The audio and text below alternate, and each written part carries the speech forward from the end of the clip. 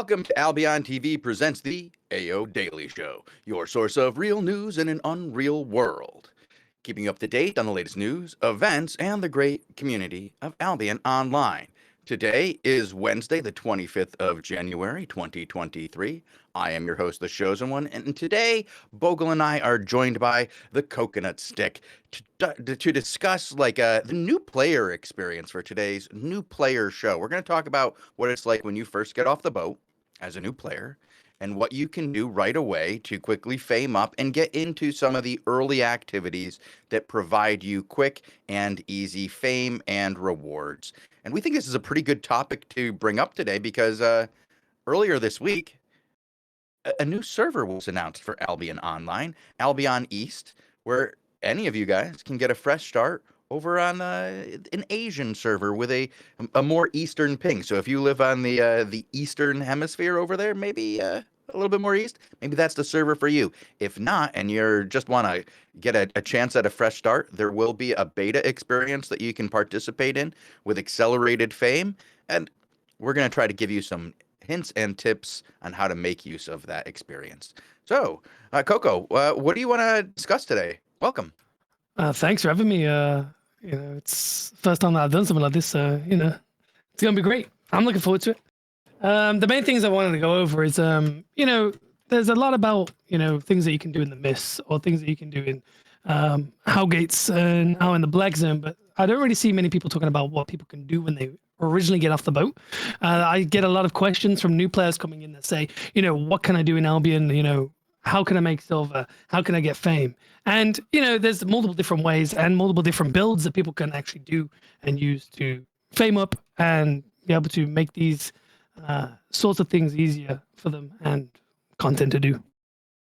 So originally what I wanted to go over to begin with is straight off the boat, people are generally confused. They're just in a city with a lot of tier 3 crafting stations, and it's connected to a lot of tier 3 zones.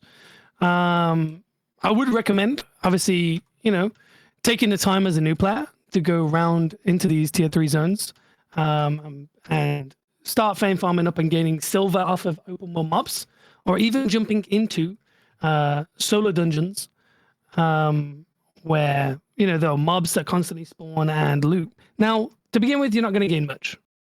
Not going to gain much silver or much fame. But it's going to help you get established to be able to start buying better gear and be able to go into bigger dungeons to gain more silver and more fame.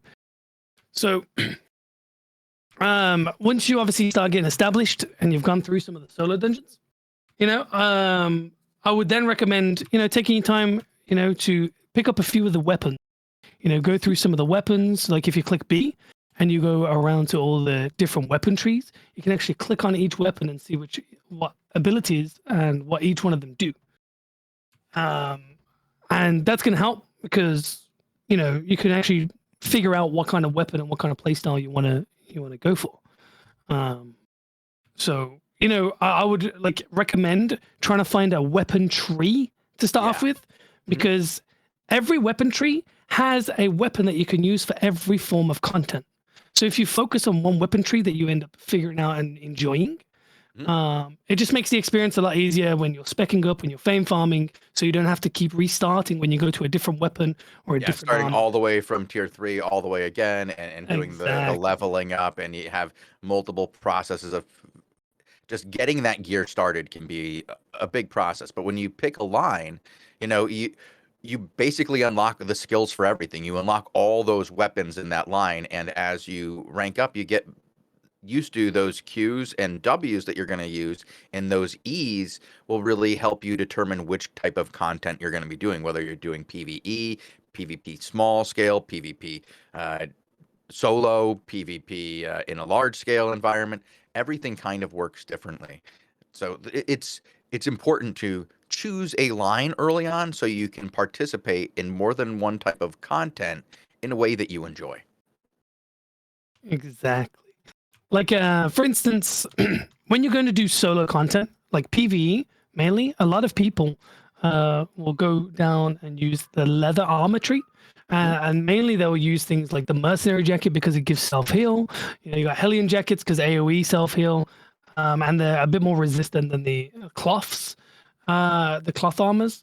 Mhm. Obviously, each weapon is more effective with specific armors. For instance, if you're going to use a regular bow, mercenary jacket's really good because it procs off of each attack done Yeah. and the damage stacks. If you're going to use something like longbow, because it's not so many attacks, like cleric robe would be better. But if you try and generally you'll be able to clear pretty much every single solo dungeon realistically with any weapon if you run something like a mercenary jacket or a Yeah, you hellion get a little jacket. extra. Yep. Yeah, because you constantly get healed Mhm. and you don't really have to have problems. Another big thing that I recommend as well if you are going to go and do solo dungeons to begin with is consumables are massive. I see loads of new 100%. Yeah. players that don't use food or they don't use poison parts or healing parts and they die in PvP a lot because of it. Like today for instance I was out in the roads Mhm. roaming around and I ran into two people and they didn't even have food popped and they didn't have any in the slot and they didn't have any potions at all and I killed the both of them. Now I'm not saying you're going to win all your fights just because you use You're like, oh, consumables. these guys don't have any consumables. This is going to be easy. I can tell these are new. Yeah, Quick, exactly. take out the daggers. So, you know, like if you look at beef stew, for instance, which is a tier 8, it's only 3,000 silver, right? Mhm. You gain like 13.5% extra damage. Or pork omelets, they give 13.5% extra cooldown reduction and cooldown cast times. Which can change almost just about anything when it comes to a fight. It could be the difference between winning and losing sometimes, especially with the hairline. You just about kill them and have like 10% HP. But yeah, like if you use consumables, you're going to be able to clear dungeons quicker as well, make your time more effective, and just enjoy the game more. Be careful. A lot of people pick up fish because they feel like it gives them health regen while they're fighting, and they don't read it properly. And realistically, doesn't help them while killing the mobs. And then they generally go down to mobs and stuff like that. And they're like, "Why am I self-regening? Well, food doesn't help." No, But carry on. Sorry. I was gonna say no. You use something that lasts longer because the fish will help you in between fights to get your health back quickly. But generally, that's not what you're looking for. You're looking for more of how do I sustain and win these fights inside of combat. Now you can I know people will bring cabbage stew and stuff like that if they're going to be doing a lot of grinding early, because your food difference isn't gonna save you the downtime.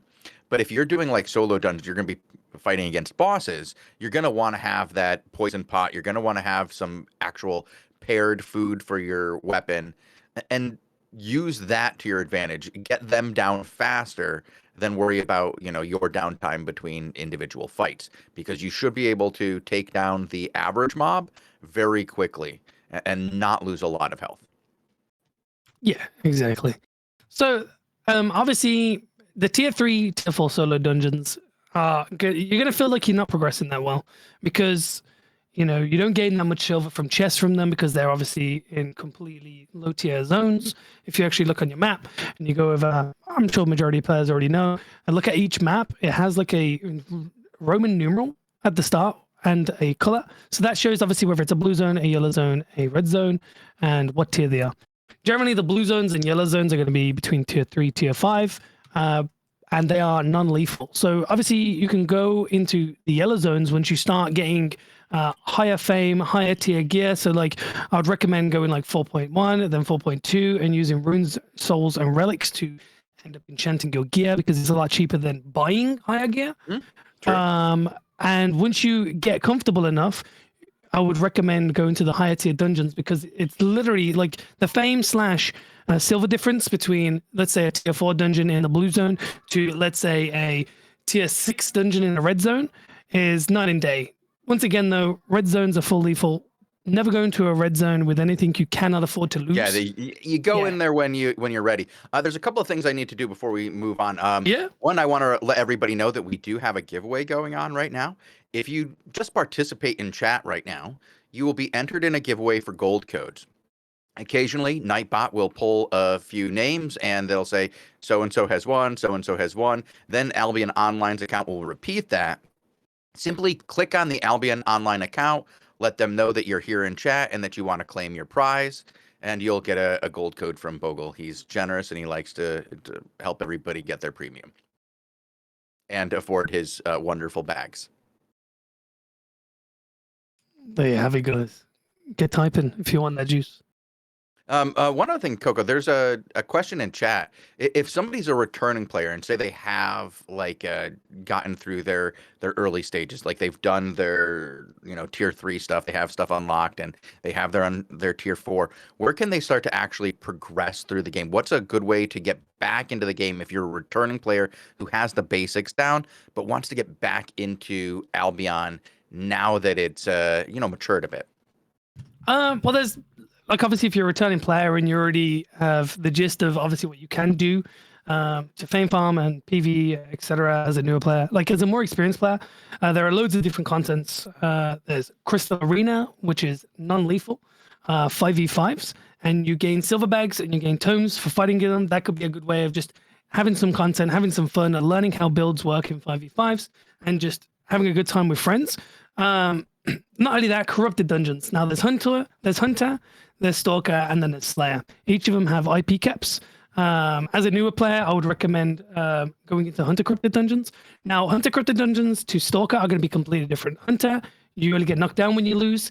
It's Yellow decent zone fame. rules there. Yep. Yellow zone rules. But you still gain like 1,500 fame per mob. So if you was a newer player, you could rinse through that and use that as a fame farm / a little silver income because the chests still give decent. But then when you go to Stalker, which is 900 IP, you can go in there and you can go against other players for actual full loop PvP, and you can gain a decent amount of silver if you consistently win fights. Like me, for instance, I'm 100 spec in my Great Fire Staff. So I go in there and I can go in there with a 4 flat set, which is 24k in Stalker Corrupted Dungeons. And yeah, I may lose 2 fights, but then I win 1 fight. I win more than I lose. I win 1 fight and I gain 400k, and I'm just always making profit off of it. If I'm ever low on silver, you can just always do that. It's a good way to fame farm. It's a good way for PvP and learning what the different builds do, because every time before you engage, you always inspect them. And you can always have like Shadow playing in the background where you can get an instant replay if you die, and then you can go back on that and you can be like, okay, well, this is what he done. This is what I could do to improve and what I should have done against that. And you can kind of like critique yourself and become a better player in PvP. That would also transfer over to group fighting, group content and stuff, because you're going to know the things to look out for, like Hellion jackets, like Merc jackets, like, you'll inspect the players a lot more, who to focus. And roads is actually another good content that you can do as a more experienced player. You go in a 2 to 5 man group through the roads. You can clear green chests, blue chests, which actually give a decent amount of fame now. It's actually because it's equivalent to open world mobs. So like there are some mobs in there on green chests, like tier 6, tier 8, where I was gaining like 50k fame per mob. And then like if you find a red boss, you can get hundreds of Ks because it's a 100% purple chest on the green chests. And there's always people roaming for fighting as well. So, you can run into other players, other groups of players and fight them, or even gank, and not have to worry about these 10 to 20 to 30 man groups roaming inside of the roads too often. Yeah, we've seen a lot more of the content creators moving over to the Mists recently because they get a lot more consistent fights without running into large groups. And then when they do get picked out and generally over targeted, it was early on because of name recognition. Now it's because everybody's running that 8.4 juicy loot. Yes, juicy loot. So yeah, that's the thing. Like it's actually pretty safe. I would say it's pretty safe. There are areas that are HO zones within the roads. So if you are going through a road that's connected to there, you can run into 10, 20 man people because it's their hideout inside of there, and they'll obviously be roaming around. But just be careful, as long as obviously you stay mounted, and then whenever you see a red name, you turn around and you've got a fast enough mount. 9 times out of 10, you're gonna get away. But if you're on a slower mount, they might be able to catch you if they're on Grey Wolves and actually on gank gear, like maces, like claws, like double bladed, etc. They can get ahead of you and catch you. Also, you can actually do, low tier brawling is what I like to say. If you can get like 3 to 5 friends, and you go into a black zone portal, adjacent to all these black zone portals, you'll see like groups of people that like 4-1 to 6-1 running around with a healer set, or with one guy on a healer set and then the rest in AoE. And it's actually pretty fun to actually just run around with friends in the adjacent zones to the portal zones and just brawl. You just have big ass fights. Not my language. Big fights, and obviously you just brawl out, and you know, it's good fun. You can gain some silver from it and experience from learning how to PvP. And then there's also Slayer corrupted dungeons when you get a bit more experience. Now, there's a lot of kite meta inside of the corrupted dungeons where people will inspect you, then they'll run away, or they'll try and whittle you down while kiting away. Slayer corrupted dungeons is very rough. So as a more experienced player, you can gain a lot more silver from winning them fights. But if you're constantly dying, you know, like I did, like in one day of doing Slayer CDs, I entered like 20 mil. You know, just constantly going. It's like I felt like I was gambling. You know, I was like, I've died. I've lost $1.5 million. I need to go again. Blackjack. Yeah, I need to try and make the money back. And then it just, it just Killer went got downhill. blackjack again. No. Yep. And then, like, you know, at the end, I was like, yeah, maybe I should stop. You know, I am not the greatest player.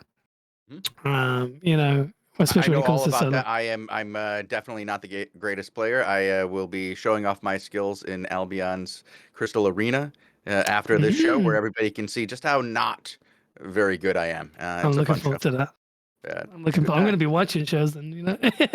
I definitely do. Maybe we can have you on one of our 5v5 shows. We look for people who have all skill levels, whether they're, you know, skilled at 5 so they can teach us something, or even if they're not, so we can show everybody that anybody can get involved in 5s and learn how to play in this really fun drop-in gameplay in either the arenas or the Crystal League.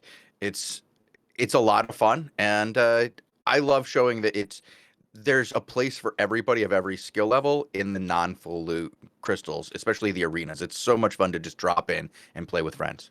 100%. Like the thing with crystal arenas is that you can go in. Excuse me. You can go into crystal arenas with any build you want. Well, as long as obviously if you put the healer role, you actually heal. And you don't try and meme and be like, oh, I'm going to go on Thorns and Bramble, you know, or oh, I'm unholy, I'm going to go Smite, you know. I've had one or two of them. But, you know, and then DPS, you can pretty much run anything. And you can actually win in Crystal Arena with just about any comp as long as you use it well enough, right? Or you have a counter to the enemy team. A lot of people take swaps as well into Crystal Arena. Absolutely bring swaps. Like if you're a DPS player, make sure that you, like if you're a ranged DPS player and you know how to play heal, bring a heal staff just in case your healer is going to play daggers, because you're going to run into that guy when there are randoms involved in drop-in gameplay. You're going to get a bad player that just wants to go and stab people and wants to get through the queue very quickly. You know, you can report them, let everybody know. Hopefully, you know, there'll be something that stops them from doing it in the future. But the only thing to really stop that is you. So bring a swap for heals. Bring an alternate swap if like you're going to play tank or something like that. Bring a DPS as well, because it's great to be a tank. It's terrible to have 2 tanks. Tanking is also different in the drop-in areas. You're going to want to make sure that you less isolation plays and more shutdown plays, so that you're more like shutting down a particular individual on the other team rather than trying to cooperate with your team to isolate somebody and get one of those dive plays down. Because when you're with randoms and you can't communicate, it's more about like just playing a smooth game than trying to, how do I say, like blow somebody up and get those big plays. It's do the little things right and you can really win. But even with DPS, sometimes having an additional swap so that you can counter, like I always bring additional helmets. I have all sorts of different helmets. I have Purge, I have Cleanse, I have, you know, Guardian. I bring different things just in case so that I can handle what I'm facing from the opponent. I've even been bringing Ava lately so that I can beam people and knock people who are using the crossbows out of their attack on me, because it kills me and I can't rely on one of my teammates to do it for me. So you can really survive a lot by bringing a good swap. 100%. Like purges, reflex, yeah, all these things. Even like a complete like different weapon, because you know sometimes you'll go in there as a tank, like you said, there'll be 2 tanks, or like you'll have to deal with on the enemy team there being a rat is what they're called, you know, where they literally just back cap all the time on the enemy team. And then obviously you have to have like either high mobility or a very strong 1v1 build to be able to stop the rat capper, the back capper. Otherwise, obviously, if you're just constantly fighting and you don't pay attention to the person that's constantly 3 capping you, you're gonna die. You're gonna lose. Right. Like even if you're winning all the fights, if you can't get back them shrines, and they keep getting the points every time, you're gonna lose. So yeah, you got to be careful about what's going on in crystal arenas because it can be fun, but also can be very stressful as solos. 100%. Even when you're only bringing like one line for, we were talking about before, early on, you want to bring, focus on one line, learn it, because in that line, there's going to be multiple things that you can do. I generally play Curse. It's my go-to build, but I'll bring 2 different Curse staff, sometimes 3 different kinds of Curse staff to arenas because I like to play Demonic and hit that fear. It's a lot of fun in the choke, especially in the current cross map. But when I'm going against nature and I see these guys not really paying attention to their clumps, I'll bring Great Curse and like just remove lots. Like play against what you're seeing and understand what your opponent's going to bring, what your opponent's going to try to do to you, and try to take advantage of that. I'll even bring a one-handed, like you said, when there's rat situation, like in the old meta, like the old map, I should say, or it's hard to call it the old map when this is the old map Yeah. back again. But in the Spade map, where we had a lot of ratting gameplay, I would bring the one-handed so that I could engage in 1v1 and generally win unless they brought that, cleanse. Because nobody's bringing that in 1v1s when they're ratting. They're generally bringing a purge. A purge, or they're just going full damage, like a Regibos, or there'll be dagger pair, one hand dagger. Seen bloodletters, yeah. I've seen all of them, and they generally run like cleric robes as well. So if you have a purge and they think that they can 1v1 you and they cleric robe and then you purge it, they just die. Yeah, right. Yep. And like you said about from the weapon trees, for instance, like if we look at a few of the weapon trees, if you look down the swords, you can use broadsword and claymore for pretty much corrupted dungeons. They're really effective. If you wanted to do group PvP, you got the Kingmaker or the carving sword. And then you got the dual swords, which is also decent in solo in like the mists and stuff. And then if you look at the axes, for instance, you got the battle axe, which is very good solo, even semi decent in small scale with the amount of consistent damage it puts out. Great axe is pretty decent in group as long as you have like a heavy mace in your group, because obviously the main counters to great axe is it's got that burst of damage on the E, and then when it comes to once that E's gone, all the damage is generally gone. So most people will hold their cleric robes and stuff for when you E. So if you have like a heavy mace that can literally insta purge everyone's cleric robes, or you're Eing into a clump, can do pretty decent damage. If you want to gank, you got the bear paws, and bear paws are also very good for small scale because they have true damage on their leap, and it resets the E ability by pretty much half if you hit a player with it. So that's really strong. And then you got the realm breaker for the group small scale to ZVZ content where you can clap a big ass clump and you can reduce their max HP and basically the resistances. And then you got things like if you want to look at the bow tree, you got the Regi bow that's really good for small scale or solo content like 1v1, because you're just going to shred into people if you understand how that works. But all it takes is a purge to shut that down. You can also run a war bow or a bow of Badan for literally solo. So mists, open world, they got a lot of mobility. You can run away, you can whittle people down. Even for corrupted dungeons, Warbow and Bow of Badan is seen in there quite regularly because they can kite people away and just whittle them down little by little, and people can't really catch you. The longbow for the group content, like when you're doing small scale to large scale on massive clumps, you use explosive arrows. Explosive arrows with the E, and it stacks and deals a hell of a ton of damage. Now I would say wailing bow, but that's in better days over the years. That's not that great anymore. Don't use wailing bow. Don't use wailing bow. Just like there's some early advice for you. Don't invest too much in the wailing bow. Yeah. Miss Pierce can help sometimes in ZVZs because it has really big arc and really big AoE damage. But the longbow is always just going to deal so much more damage on the big clumps. And there's a few others like in the spears. You can go one-hand spear for corrupted dungeons to kite down your people, and whittle them down. Once again, you can use your combo and then kite out of them. And then once you got your combo back up, you can go back in and you can whittle them down. You got your pike where you can just go one shot and just run in like Unga Bunga. You can even use it in 2v2 Hellgates where it's actually not too bad, because as long as you got healer DPS, or you can even go double DPS with pike where you try and one shot people. I've used it in the past with the bloodletter in 2v2 Hellgates, and it's worked, but you need the right armors and stuff to actually be able to perfect it. And you got to bait out bait out other defensives and stuff for it to actually be super effective. Very important, yeah. Yeah, you got the glaive, which you can pull people back in. So if you're in the open world and you own a territory and you want to bait some people, you can sit there with a glaive and with a Fishing. grave guard armor. Yeah, and then you can just once someone gets too close, you just grave guard them, run back, they come back, and then you Drop them in a bear trap. Yep, sweep them into your mobs, and your mobs just go to Pound Town.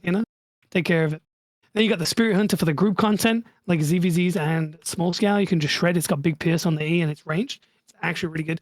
And then obviously there's a bunch of others. We can talk about this forever, but these are just a few different examples of what I'm saying. That literally in every single weapon tree, if there's a form of content you want to do, there's going to be a weapon in it. So if you find that weapon that you kind of enjoy using in general, and then you focus more on that, it's going to be more beneficial in the long run because.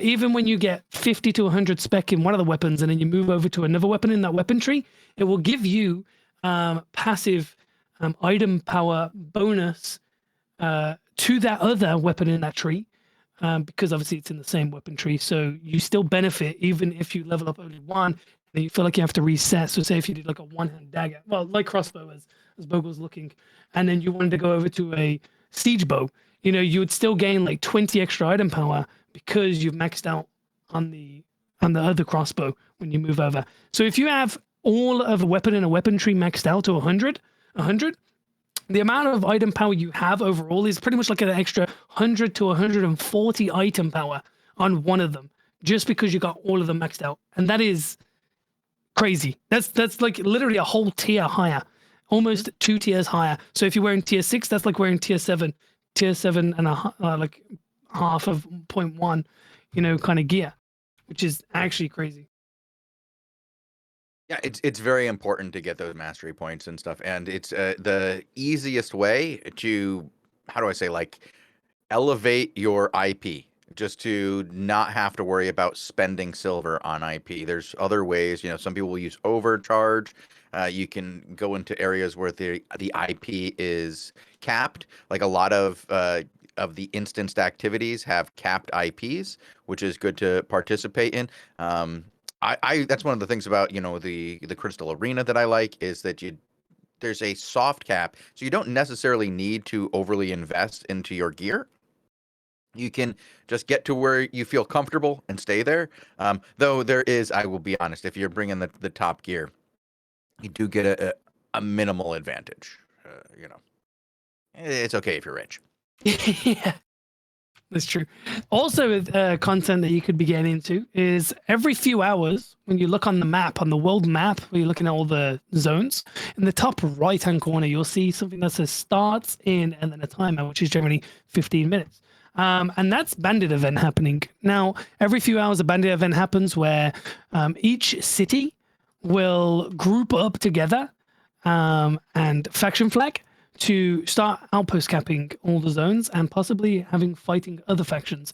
And the reason why this is, if you go with these blobs, you don't need to be in Gucci gear. You could be in 4-1 bloodletter to be able to run out if you need to, or you could be in something that has a high mobility, battle bracers, Bobadan, anything, And you could actually go with the group, start outpost capping, and at the end of it, whichever faction city owns the most outposts at the end gains a chunk of faction points because they've won, quote unquote, the bandit event, which is where all of the factions are going against Carleon, so to say, to end up, gaining free silver. Technically, if you just do that daily, there's like 3 to 5 every single day.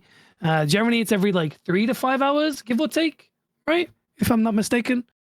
But yeah, it's a little random there. It's you don't exactly know when the bandit event is going to be, which makes it a little bit more difficult to prepare for.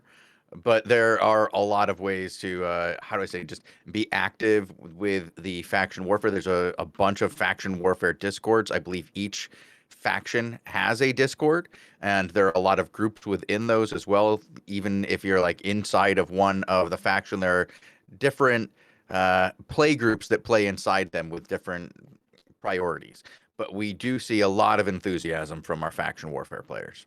Yeah, like once again, like this is a way that for the newer players and even experienced players to group up and go with the blobs and fight other big blob factions.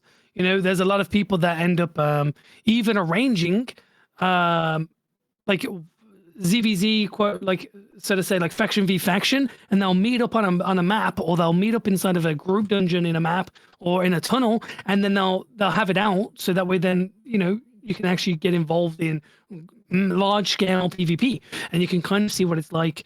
It's kind of hard. Well, no, there's people like Lupac. He runs Limhurst, and some ZVZs he'll actually, literally just go with the blob and get the blob to follow him with his group of people. Like he has 2 teams generally, and like if you go with him, you'll end up running into other groups. I don't know the shot callers from other faction cities, but as you says, there's faction Discord. You can get involved, get into the groups, and you can see what large scale is all about. The red zones during a bandit event are full loot, but you can even do yellow zone faction and blue zone faction. That in the faction outposts, in the faction discords, there are a lot of groups that get together to go do yellow outpost capping and blue outpost capping, where you could have a chance to see what it's like to shot call, and they give people the chance to shot call to see the experience in like larger scale as well. So you're not always left behind, and you won't lose anything from that. You just gain free silver, technically, because you get faction points. Not bad, not bad at all. I know a lot of people are using the might and favor right now in the mist as a way to get very quick silver and stuff as well. And so if you don't have a like a group and you're not like there's an abandoned event at the time, you don't want to do that. Going into the mist right now and just focusing on the party camps that you take down a group of mobs and you get the might bonus. It's a really good way to raise your might level and get a lot of chests, which are a good way to get silver and rewards through that. So I know a lot of people have been moving into that to get that kind of additional reward, like those chests and stuff, like you're saying with the faction warfare points. Exactly. The thing with mists is you can go in with any tier of gear, and you can pretty much be able to, as bad as it sounds, rat kills, where you're riding around and then you'll come across 2 people fighting and they're both at half HP or low HP, and you're on like a blood layer with a mist caller, so you can have highest cooldowns possible, so you can constantly, run away if need be or get back into the fight, and you can execute these people and get free silver. Not only that, there are weakened wisps.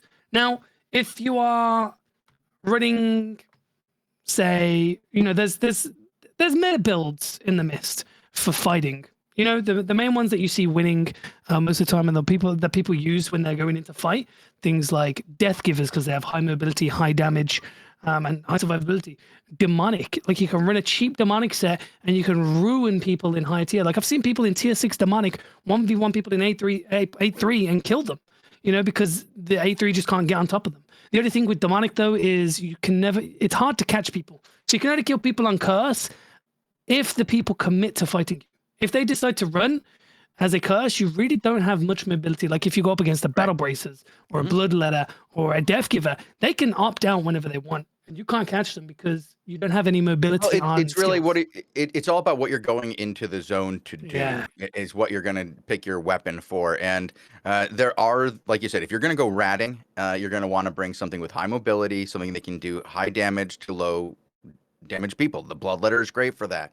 Some people are using battle braces, different like other high mobilities, like the different staves. Like people are using different versions of it. Like you're seeing, depending on what you like, the double bladed we saw. It's whatever it is that you want to do for your mobility.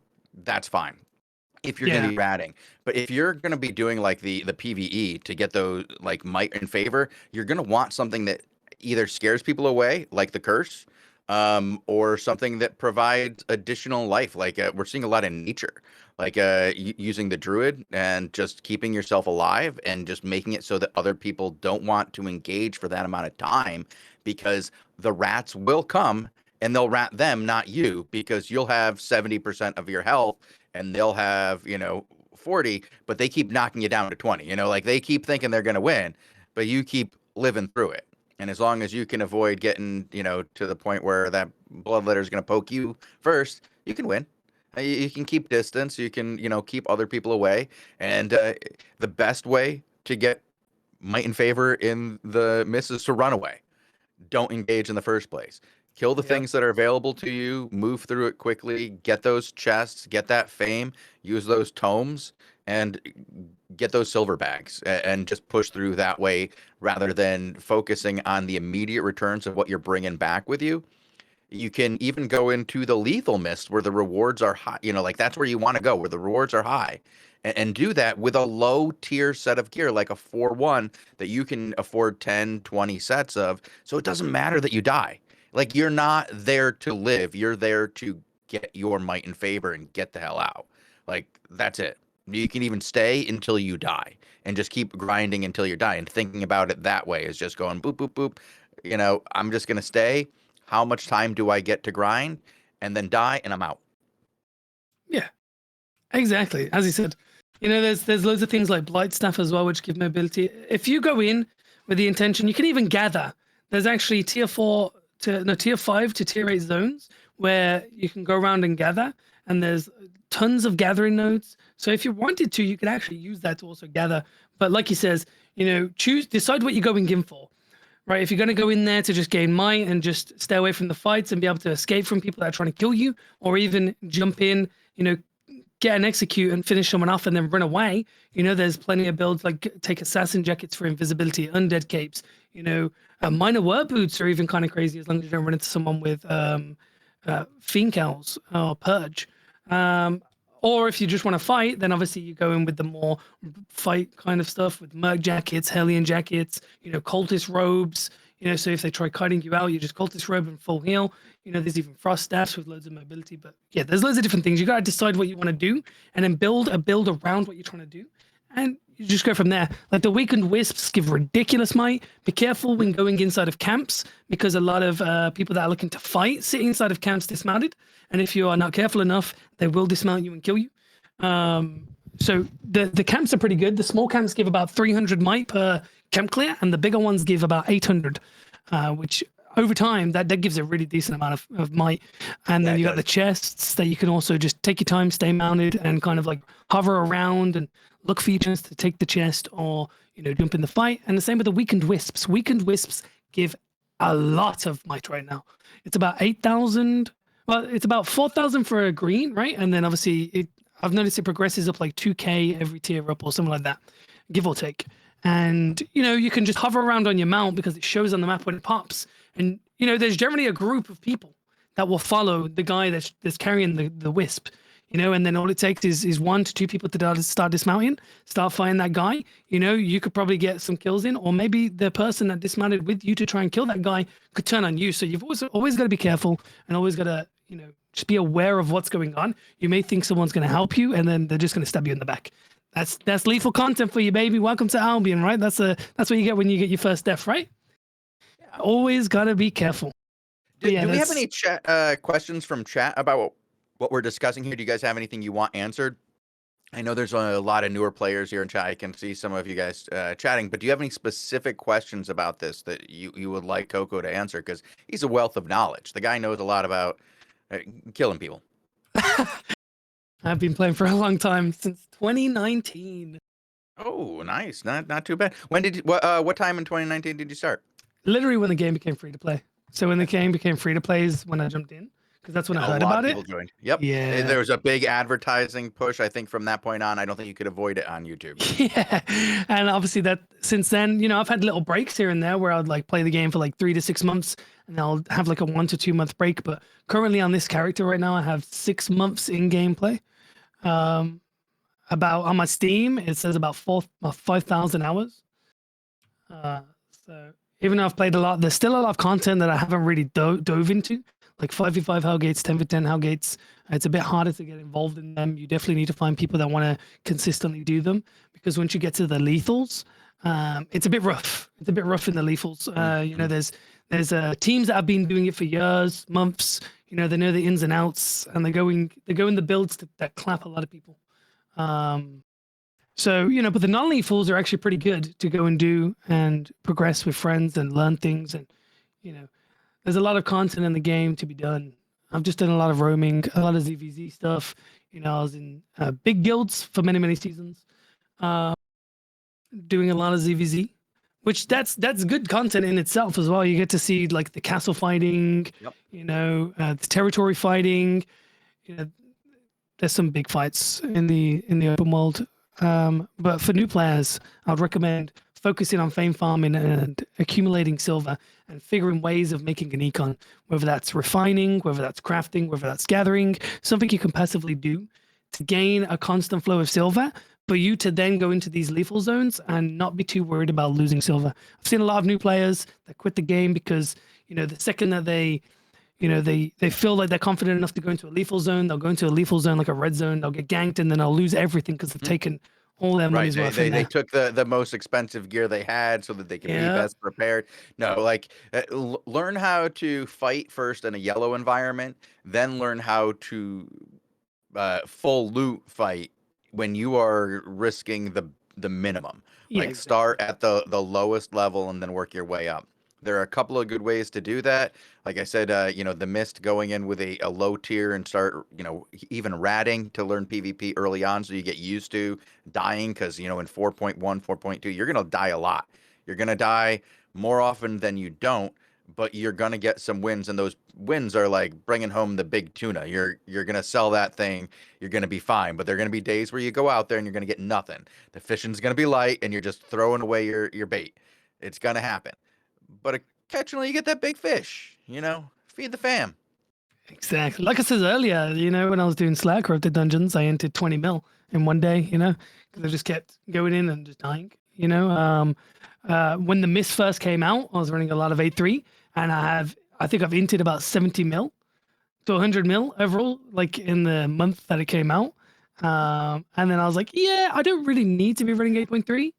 Maybe I should tone down. And then I started using tier 6 sets, which would only cost me like 3 to 500k. And I was actually making so much more silver. I was making silver, yeah. Like it's also in the mist specifically. It's the large, the higher tier guys that are the targets. Honestly, if you're going in 6-1, people are going to try to leave you alone. Amino Beast makes a good point here. He says that gathering and refining can help set you up with a lot of silver early on, and I do recommend that as a way to help you generate some silver. You can use your focus every day if you have premium, and it really does help you get some good silver. I do not recommend crafting like as a way to make money because it doesn't make money until the end. Like the whole process of getting up to, T8 crafting and establishing everything that you need up there is a incredible amount of investment, and it's much harder now than it's ever been because the margins are so tight. Bogle, can you discuss this a little bit with the audience? Because I know you really understand the economics of crafting. I mean, the TLDR is you need to do a little bit of math, right? So that's what a lot of people fail at. Done. So you need to have the confidence to say, all right, I can open a spreadsheet and sort of math it out a little bit, right? If that's not your thing, then it's already a hard point. But if you're confident with that part, you can still find margins here and there. But as you said initially, generally there's a lot of upfront investment to get to a good point where you can utilize your focus. Once you have that at a respectable level, then it's all right. But at the very beginning, to get silver, do other things first, and then once you have disposable investable income, is that how you say that? Yeah, and money you can afford to put into a long-term investment because it's not going to pay off right away. Yeah. Refining might be a little faster. It's a little cheaper, but still it's, if you look at the whole tree, right, to get the maximum returns or I shouldn't say maximum returns because the return is always the same, right? If you use focus. You're talking about most out of your focus? Yeah. If you use less focus, the higher you spec up, right? So in that sense, to get to that point is but if you're just turning around your gathering materials and selling them, you'll get a better return if you refine them first. And not oftentimes.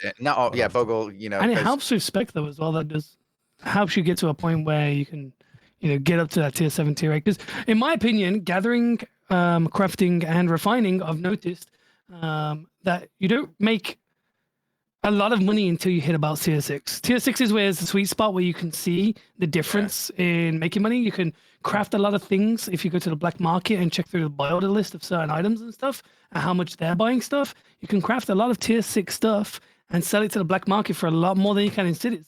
And they'll take it a lot more regularly as well.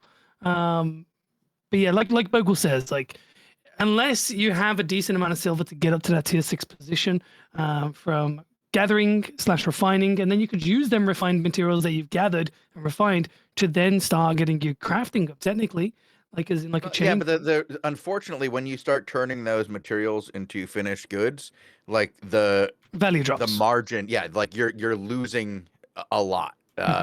And if you're trying to make money early, you're basically investing in skill points. You're investing in the points for the future if you're turning it and doing crafting early on. Crafting, you might feel like, ooh, I sold this for like 35,000 silver. That's great. Well, you could have sold those materials for more. Like, when you start to look at it until like you're using focus. Like if you're using your focus on refining, then you can't use it on crafting. And if you're not using it on crafting, you're not getting a competitive return. And with the crafting in hideouts, you're even fighting against that too, which is like a natural focus. They're getting a bonus. And so the margins are much lower once you get to crafting as opposed to refining, which is done in the city. Yeah, the cities also give bonuses as well. So be sure to, when you click on your map, when you click on the cities, they actually show you on a drop down underneath where all the resources are, what bonuses them specific cities give. So if you are going to go refine, even just jump on a ox with all your resources that you've gathered, and travel to these areas via the blues and yellow zones, you'll be completely safe. Be and clear, refine them there. you want to go, if you're transporting like that, do not go through red think zones. You're going to save time by going through red zones. Okay, You will you'll die. save time because you'll only go 3 zones and you'll die. Yeah. You'll be right back at the city doing another transport run, but this time without any money. But the production, refining bonuses and crafting bonuses in each city, is actually pretty good. 40%, extra on top of the 18%, is pretty big. It doesn't actually give you 58% when you're actually crafting. It gives you something like 40 to 50% with focus. Bogle, you want to get in there on the math? Focus is plus 30%. Plus 30%. And then it depends on a few factors: what city it is, what bonus you have, right? You said certain cities have certain bonuses to certain items. Each city has a certain refining bonus. Yep. And then there's also the activity that might be going on that has another influence. So if you go to activities, for example, right now we have 10% bag and 10% frost staff production bonuses. So there's another layer of getting more back from when you craft, which affects the price, right? And this changes daily. So it might also be an option to, if you're crafting or refining something, keep an eye on the current activities tab to see whether or not, your thing is maybe on. Exactly. Yep, and break out those spreadsheets. Yeah, sadly. Yeah, spreadsheets actually help. If you go around to each city and you calculate the differences in prices, you can even make silver by ordering resources or weapons or armors from one city and then traveling across to the other side of the continent to a different city and selling the stuff on sell order there for actually extra silver. There's a lot of people in the game that actually do that to make silver as well. Hey, Bogle, our Albion Online says we're streaming a rerun right now. You want to? No. Who is that? Who said that? I can see it. I will No. send you a screenshot. Yes. No. Let me fix that.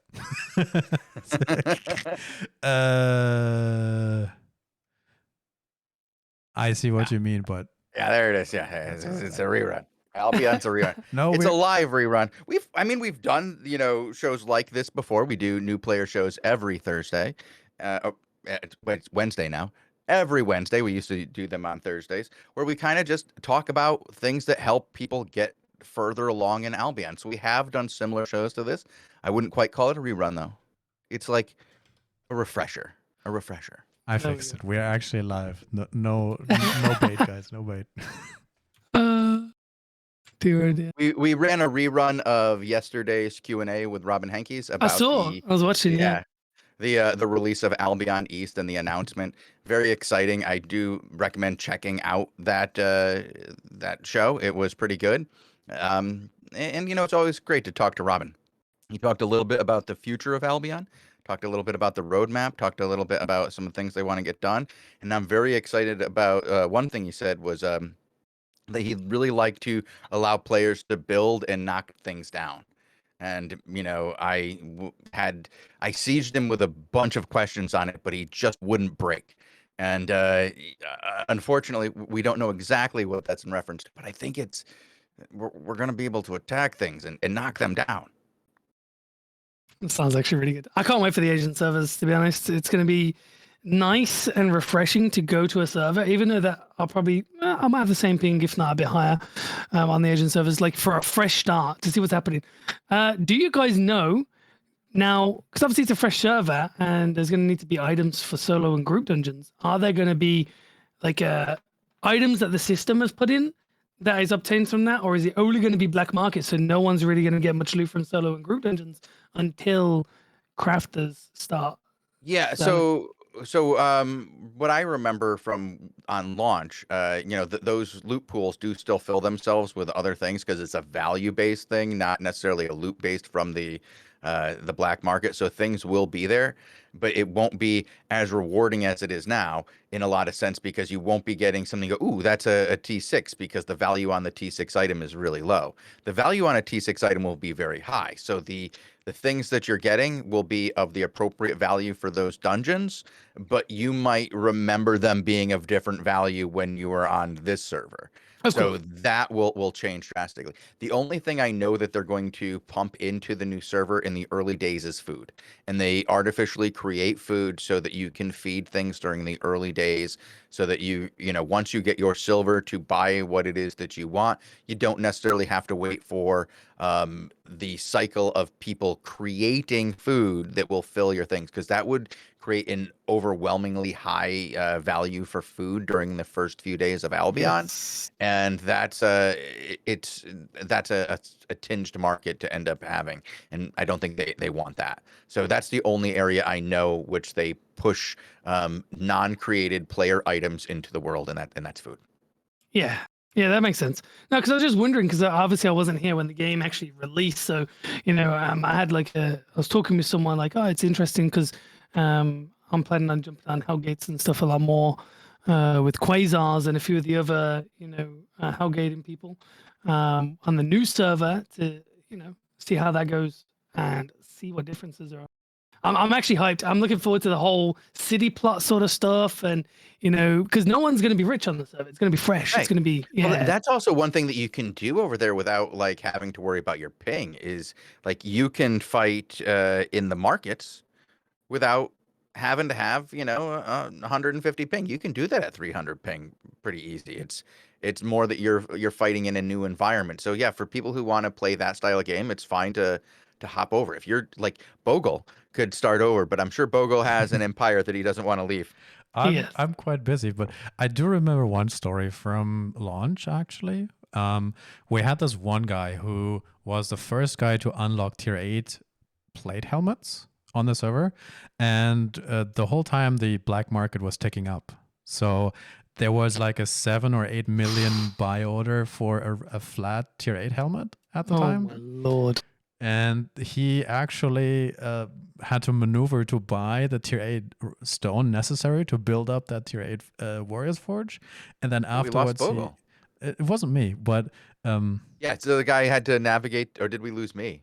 Nobody lost, I think. Who's lost? Yeah, no one's lost. What? Everything good. Maybe we lost Chosen. Yeah, am I gone? No, we still see you. We still see you and hear you. Yeah. Okay, I'm back. All right. I couldn't hear you guys. Could you just hear me talking random nonsense? Yes. Okay, because Bogle faded out on me. Sorry, Bogle. I was really confused. Anyway, so the guy got the Warriors Forge up, right? And then he sold that first helmet, and then it paid for everything. Yeah. So the reason why I'm telling this is because potentially moving stuff and selling stuff on the black market is a good silver maker, depending on how organized you can be and how good you are at moving things through a potentially very dangerous environment to get there. But yeah, I it's remember really those cool. those Yeah. early days of the market bogle. I was in Money Guild while that was happening, and they were switching between different buildings that they would buy to fill the black order, like the black market orders. Like, and it was really cool to see like so much money being made. But I was very irritated because I was not on the list of people allowed to craft. Oh, wow. So I was like Well, stuck at tier 4 while people were making tier 8. That's I unfortunate. was very very unhappy about that. I remember though, man, when like because But in my obviously back in my then career. as well, it was harder to actually get anybody that could craft or gather tier 8 stuff. You know, so people like guilds would literally pay people silver to come and gather like a T8 node in their territory zone, or like pay like a specific person that has high spec in tier 8 crafting to craft like a specific tier 8 set for them. And it's just it's crazy, man. The early game is I am looking for. I cannot wait. It's gonna be crazy. It's I gonna be think one crazy. of the bottlenecks is actually going to be gathering, because that's the longest, hardest grind. And then not only that, you've also got to get all the refined materials to actually build the stations. I mean, own the in plots, theory, there's transmutating, right? But specking up a crafter purely based on transmuted, that's a lot of silver. And I can't estimate It's not going it, to be but I that think silver. Yeah. it's rough. Yeah. I just That's don't what think I'm- there's going to be the silver in the early days to support the transmuting. I think silver is so valuable early on because you need it for so many things that you start up in the beginning as guilds. If you remember back on launch Bogle, how much you were getting per, silver, it was like trading 1-to-1 to gold. It was That was for ridiculous. like 2 hours, maybe 1 hour. Yeah, but like, at the service, even on the third day, it was still like 24. Really? Yeah. I remember feel it like being a- like more, but I feel like a lot of people are going to try and transfer the silver into gold, hoping that it's going to go to what it was on this server eventually. You know, and all these recruiter skins and stuff, everyone's going to be trying to get their fingers on as many as they can and stuff. You know, I think it's going to be interesting. exciting times. Yeah. Will you be streaming any of that? Oh yeah, I'm going to be streaming Asian servers, 100%. Whenever I play games, I'm always streaming. I don't think there's a time when I ever play a game when I'm not streaming. Because in my opinion, it's like, well, if I'm playing a game, why not just stream it? Do you have a regular time where you stream? Or is It's all it- over the place because I have 2 kids. So like, and then I have like nights where I won't play games because I'll spend it with the family instead. Like the Friday and the Tuesday night, I'll get off and I won't play at all on Friday. But then because of that, I go to sleep earlier. So Saturday and Wednesday, I get on really early, like in the morning, and I stream all day and night. And then back on Thursday, I'll be like the afternoon where I get back on about 6 p.m. UTC, throughout till like 6 a.m. UTC. And then I take my son to school, then I come home, sleep, get back up at about 3 to pick him up, and then, spend time with the family and then get back on at 6. That's a packed schedule there that you got. Yeah.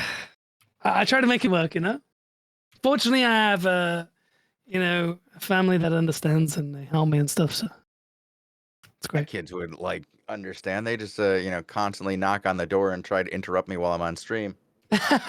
Well, yeah, I've got a 5-year-old and a 2-year-old. The worst thing is, well, not the worst thing, but I can't wait for my 1.5-year-old to go into nursery in September. It's going to free up a lot more time to be able to do other things as well and stuff. So it's going to be great. Cannot wait. Oh, good luck with that, and congratulations. We actually have to let you go, though, because we're at the time where we have to start our next show. Yeah, man, thank you for having me. It was actually a pleasure. It was really nice talking about all the things. I know there's a lot more that we could have went over, but, we're going to have what we could. We're going to have another show and go over more stuff. That's all there is Sounds to good. it. All right. Just Well- hit me up. I'm always ready. We absolutely. We will have you back on again, maybe even for like an arena show or something like that, where we do some crystals and teach you how to do 5s. Oh, you're gonna teach me? Okay, yeah, that'll be great. We'll that'll be have great. we'll have Tazek teach you. We'll Are have you, Tazek. are you gonna be in the team as well, Shozen? Yeah. I am the Yeah. terrible curse player. I'm the Let's one who points in go. that direction and hits W. That's what I want to see. No, thank you Well, for having me excellent. though. It's been amazing. Thank you. Yeah, it was a great show, and I look forward to having you on again. Thank you very much for being here.